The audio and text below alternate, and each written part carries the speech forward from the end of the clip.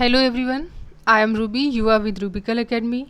ये practice series 15 है और ये practice series TGT PGT biology की प्रैक्टिस सीरीज़ है। तो आज का पहला क्वेश्चन देखते हैं। Parenchyma tissue with large vacuoles are called. तो ऐसे पेरेन्काइमा टिश्यू जिनमें वैक्यूल्स प्रेजेंट हों, ठीक, तो उन्हें क्या बोला जाएगा? उन्हें एरेन्काइमा बोला जाता है। ठीक, पेरेन्काइमा टिश्यू में जब वैक्यूल्स प्रेजेंट हो जाए, एयर सैक हो जाए, ठीक, तो उसे एरेन्काइमा बोला जाता है। तो पेरेन्काइमा जो है वही एरेन्काइमा है, लेकिन डिफरेंस उसमें क्या है कि उसमें वैक्यूल्स प्रेजेंट हो जाते हैं। तो ये ध्यान में देना है। यहाँ पे डी ऑप्शन करेक्ट है। Question number 2, the pith of ground tissue is made up of. ठीक, the pith of ground tissue is made up of.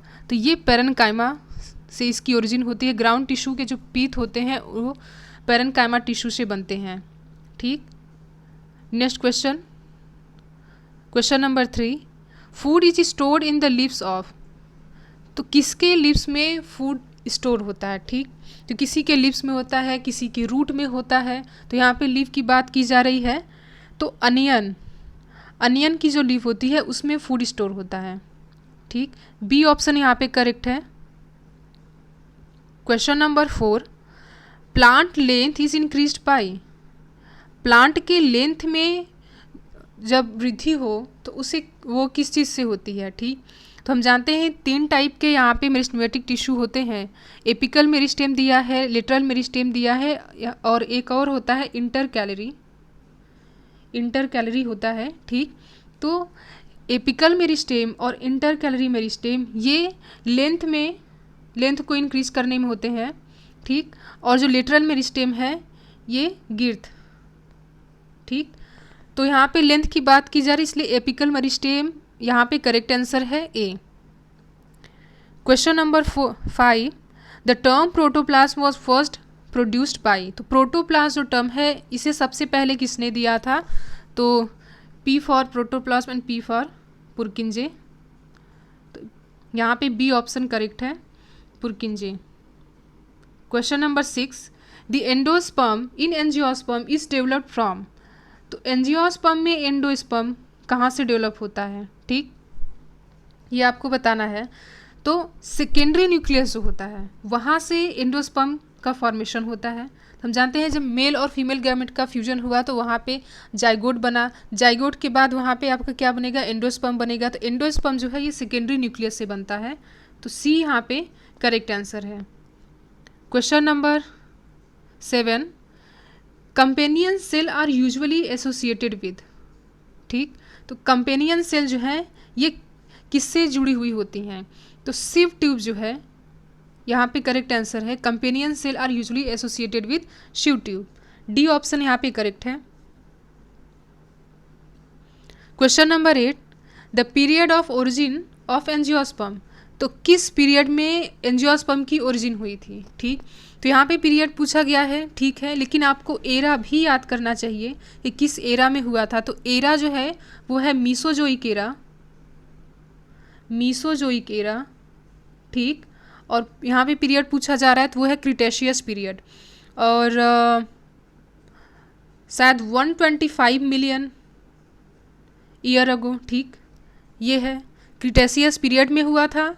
Era जो है मीसोजोइक एरा है और 125 मिलियन ईयर अगो। ए यहाँ पे करेक्ट आंसर है। Question number 9, pappus is the modification of. Pappus किसका modification है? ठीक, तो कैलिक्स जब मॉडिफाई होता है तो उसे पैपस बोला जाता है। कैलिक्स जब मॉडिफाई होता है तो उसे पैपस बोला जाता है। 3 यहाँ पे करेक्ट ऑप्शन है। Question number 10, histogen theory was proposed by. तो हिस्टोजन थियरी किसने दिया था? ये सब क्वेश्चन प्रीवियस ईयर क्वेश्चन जो पेपर थे उसमें आए हुए क्वेश्चंस हैं, और ये क्वेश्चन काफ़ी बार एग्जाम में पूछे जा चुके हैं और काफ़ी फेमस क्वेश्चंस हैं, तो इसलिए मैंने आज इन्हें रखा है। तो हिस्टोजन थियरी हेंस्टीन ने दिया था। बी यहाँ पे करेक्ट ऑप्शन है। Periderm includes. पेरिडर्म में क्या क्या आता है? पेरिडर्म में फेलेम आता है, फेलोजन आता है और फेलोडर्म आता है। ठीक, फेलेम, फेलोजन एंड फेलोडर्म, सी यहाँ पे करेक्ट आंसर है। मेरा मानना है कि एग्ज़ाम में बहुत ही कम टाइम है और लोग काफ़ी ज़्यादा उनका माइंड जो है बिल्कुल डाइवर्ट होता जा रहा है कि ये भी पढ़ ले वो भी पढ़ ले। तो बिल्कुल नहीं, बिल्कुल अपने आप को शांत रखिए, वही चीज़ पढ़िए जो आपने पीछे पढ़ा है, जिसकी आपने थियोरी पढ़ी है, उन्हीं सब चीज़ों को पढ़िए। वो चीज़ मत पढ़िए जिसकी आपने थियोरी नहीं पढ़ी है। ठीक, तो आपका बिल्कुल जो कंसेप्ट है वो बिल्कुल डिस्टर्ब हो जाएगा कि आपने जो चीज़ नहीं पढ़ा हुआ है आप उसके क्वेश्चन सॉल्व करने लगेंगे तो आपको वहाँ पे रटने की ज़रूरत पड़ जाएगी। तो ऐसा मत कीजिए, लास्ट टाइम है, जो भी है उसे सॉलिड बना के रखिए ताकि एग्ज़ाम में जाए तो बिल्कुल कॉन्फिडेंस से जाए। ऐसा नहीं कि जो आपने पढ़ा है वो भी आपका बिल्कुल उस पर से आपका कमांड खो जाए। तो ऐसा मत कीजिए, बिल्कुल बिल्कुल कॉन्फिडेंस बना के रखिए लास्ट टाइम में, क्योंकि अब जो भी पढ़ा है सो हो गया है, लेकिन अब कॉन्फिडेंस बना के रखना है कि जो पढ़े हैं वो अच्छे से आप उस पर अपना कमांड रख पाएँ कि हाँ ये पढ़ा है तो ये मेरा क्लियर है। तो ये मेरा मानना है। और अभी थियरी पढ़ने का टाइम गया तो बस क्वेश्चंस ही सॉल्व कीजिए और मोस्टली वो क्वेश्चन सॉल्व कीजिए जिनकी आपने थियरी पढ़ रखी है, मेरा मानना है, बाकी आपको जो लगे। Question number 12, micropyle allows.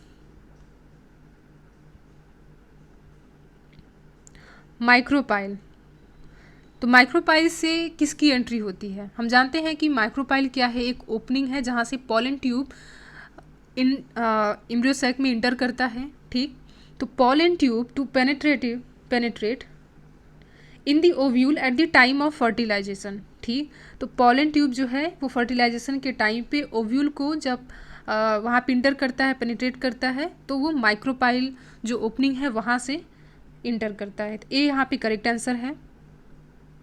Question number 12, when synergid and antipodal make the embryo it is called. तो दो टर्म है, क्या है? सिनर्जिड और एंटीपोडल। ये जब मिलकर के एम्ब्रियो का फॉर्मेशन करते हैं तो उसे क्या बोला जाता है? तो तब बोला जाएगा एपोस्पोरी।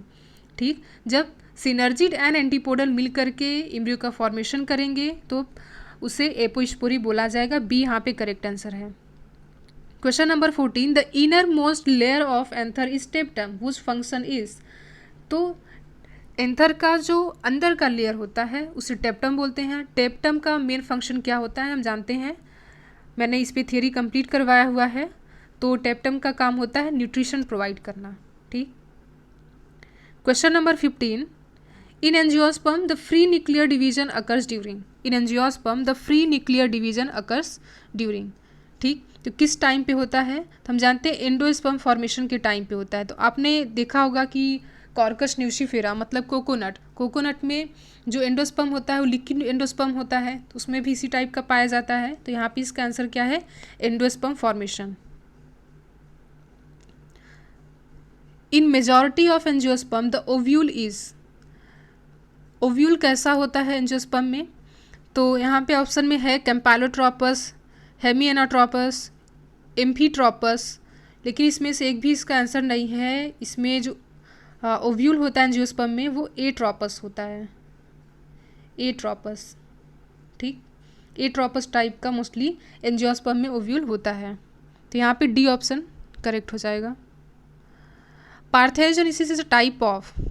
पार्थेनोजेनेसिस किसका टाइप है? तो पार्थेनोजेनेसिस एपोस्पोरी का टाइप है। ठीक, एपोस्पोरी में आपने क्या देखा कि सिनर्जिड और एंटीपोडल जब मिल करके, सिनर्जिड और एंटीपोडल यही था ना, हाँ, सिनर्जिड एंड एंटीपोडल, तब वहाँ पे जो एम्ब्रियो का फॉर्मेशन हो रहा था उसे एपोस्पोरी बोला जा रहा था। और पार्थेनोजेनेसिस जो है वो भी एक एपोस्पोरी का टाइप है। ये यहाँ पे करेक्ट आंसर है। Question number 18, development of sporophyte directly from the gametophyte. जब स्पोरोफाइट डायरेक्टली गैमेटोफाइट से उसका फॉर्मेशन हो जाए, गैमेटोफाइट टिश्यू इज कॉल्ड, उसे क्या बोला जाएगा? Development of sporophyte directly from the gametophyte is called, उसे एपोस्पोरी बोला जाएगा। ठीक, एपोस्पोरी बोला जाता है जब स्पोरोफाइट जो है डायरेक्टली गैमेटोफाइट से बनता है। बी यहाँ पे करेक्ट आंसर है। Question number 19, the male gamete the male gametophyte in angiosperm. Angiosperm में जो मेल गैमेटोफाइट किसे बोला जाता है, ठीक। तो मेल रिप्रोडक्टिव ऑर्गन तो स्टामेन को बोला जाता है, और जो मेल गैमेटोफाइट है उसे पॉलन ग्रेन है, ठीक। सी यहाँ पे करेक्ट आंसर है कि मेल गैमेटोफाइट क्या है, पॉलन ग्रेन है, और male reproductive organ stamen. Question number 20, caucus nuclear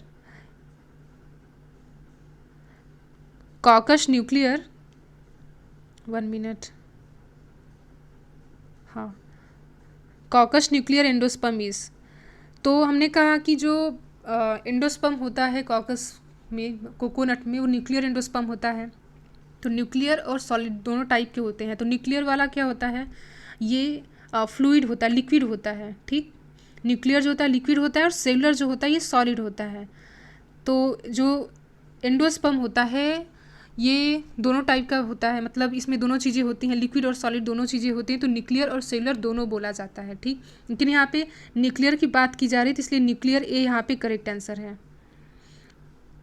अब जब पूरे एंडोस्पर्म की बात की जाएगी तो वहाँ पर न्यूक्लियर और सेलुलर दोनों सही होंगे।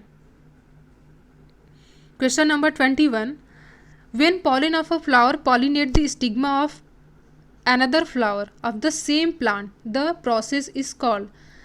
जब एक ही पौधे के अलग अलग फ्लावर, मतलब एक ही पौधे के एक फ्लावर का पॉलन दूसरे फ्लावर पे जाता है और वहाँ पर पॉलिनेशन होता है, तो उसे क्या बोला जाता है, उसे गैटनोगैमी बोला जाता है, ठीक।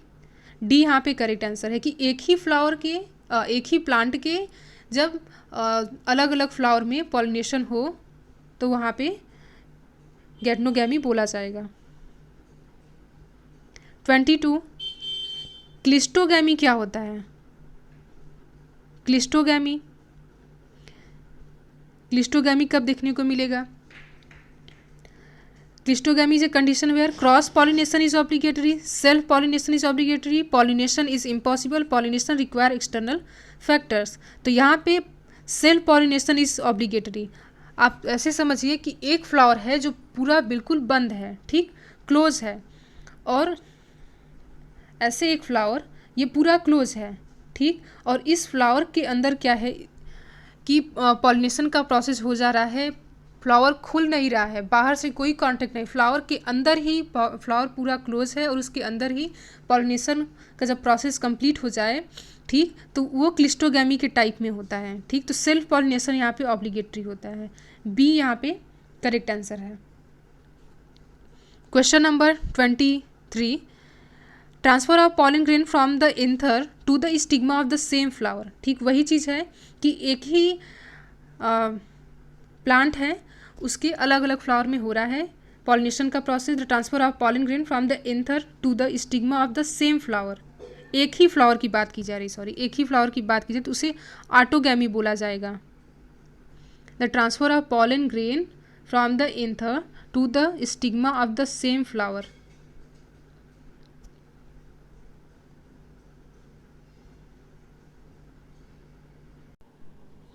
तो यहाँ पे सी ऑप्शन करेक्ट हो जाएगा, गाइटनोगैमी।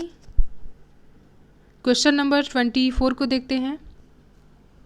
चूज दी ऑड वन, इसमें से ऑड बताना है।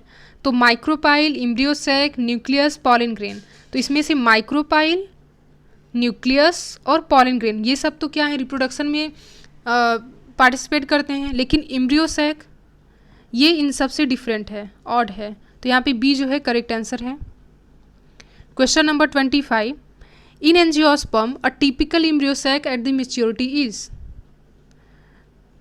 इन angiosperm a typical embryo sac at the maturity is, क्या होता है कि ये काफ़ी बार पूछा गया है कि 7 सेल होते हैं, 7 सेल होते हैं और 8 न्यूक्लियस होते हैं। ठीक, तो 7 सेल्ड और 8 न्यूक्लियस स्ट्रक्चर का फॉर्मेशन होता है। तो ए ऑप्शन यहाँ पे करेक्ट है, 8 न्यूक्लियस होगा और 7 sailed. Question number 26, pollen tube is found from. तो पॉलन ट्यूब का फॉर्मेशन किससे होता है। तो पहले तो पॉलन क्या होता है कि इस फॉर्म में दिखेगा रिप्रोडक्शन के टाइम में, लेकिन मिडिल ऑफ द रिप्रोडक्शन आपको उसमें से एक ऐसे ट्यूब भी देखने को मिलता है। तो जो पॉलन का जो इंटाइन लेयर होता है, 2 लेयर होते हैं, एक्साइन और इंटाइन। तो जो इंटाइन लेयर होता है उससे ट्यूब का फॉर्मेशन होता है। ठीक, तो बी यहाँ पे करेक्ट ऑप्शन हो जाएगा। 27 the site in ovule where funicle is attached. ठीक, तो ओव्यूल जहाँ से फ्यूनिकल अटैच होता है तो उसे हीलियम बोलते हैं। ठीक, कुछ इस तरीके का स्ट्रक्चर होता है, इस तरीके का, तो इसे हीलियम बोला जाता है। यहाँ पर ओव्यूल होता है। ठीक, तो यही यहाँ पे पूछा जा रहा है। सी यहाँ पे करेक्ट आंसर है। Question number 28 when the pollen tube enter the ovule in the ovary of a plant through micropylar and it is known as. ठीक, तो इसे प्रोगैमी बोला जाता है। When the pollen tube enter the ovule in the ovary of a plant through the micropylar end, it is known as progamy। कि micropylar end से जब pollen tube ovary में इंटर करता है, ओव्यूल में इंटर करता है, तो उसे प्रोगैमी बोला जाता है। Question number 29 in gymnosperm the seed are naked because. तो हम जानते हैं कि जिम्नोस्पर्म में सीड जो होते हैं नेक्ड होते हैं। ठीक, जिम्नोस्पर्म ऐसे पहले प्लांट आए ऐसे जिनमें सीड देखने को मिला। ठीक, तो इनमें सीड कैसा था, नेक्ड था। किसकी वजह से होता है, पेरिकार्प होता है। तो हम जानते हैं पेरिकार्प जो फ्रूट का कवरिंग होता है, जो लेयर होता है, उसे पेरिकार्प बोलते हैं। और यही जिम्नोस्पर्म में नहीं होता है कि सीड के ऊपर कोई कवरिंग हो, कोई वॉल हो, पेरिकार्प हो, इसलिए इसे नेक्ड बोला जाता है। तो पेरिकार्प एब्सेंट होता है, दैट्स वाई इसे नेक्ड सीड बोला जाता है। सी यहाँ पे करेक्ट आंसर है। Question number 30 plant which flower only once in their life are termed as. ठीक, तो ऐसे प्लांट जिसमें उनके पूरे लाइफ में एक ही बार फ्लावरिंग हो तो उसे क्या बोला जाएगा, उसे मोनोकार्पिक बोला जाता है। ठीक, डी यहाँ पे करेक्ट आंसर है। Question number 31 the endosperm is a gametophytic tissue in. ठीक, the endosperm is a gametophytic tissue. तो समझ रहे हैं आप कि एंडोस्पर्म जो है उसका फॉर्मेशन एक गैमेटोफाइट टिश्यू से हो रहा है, तो ये आपको एंजियोस्पर्म में देखने को मिलता है। ठीक, बी ऑप्शन यहाँ पे करेक्ट है। Question number 32 cantharophily is the pollination by. Cantharophily किसके थ्रू जब पॉलिनेशन होगा तो उसे कैंथ्रोफिली बोला जाता है। ठीक, तो जब बीटल्स के थ्रू पॉलिनेशन होगा तो उसे कैंथ्रोफिली बोला जाएगा।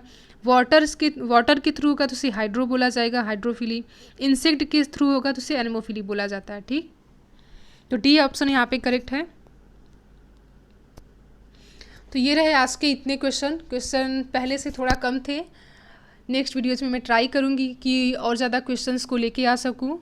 और अगर आपको क्वेश्चंस अच्छे लगे हों, वीडियो अच्छा लगा हो, चैनल को सब्सक्राइब कर लीजिए और वीडियो को लाइक कीजिए। जब आप डेली पढ़ रहे हो, मेरे थ्रू आपका फ़ायदा हो रहा है, आपको आपकी प्रैक्टिस अच्छी हो रही है, तो अगर आप डेली पढ़ रहे हो तो आपको लाइक तो करना चाहिए ना। सही बताइएगा, लाइक करना चाहिए आपको अगर आप डेली पढ़ रहे हो तो लाइक करो और दूसरों के भी साथ शेयर कीजिए ताकि उनका भी प्रिपरेशन अच्छा हो सके, उन्हें भी क्वेश्चंस अच्छे मिल सके।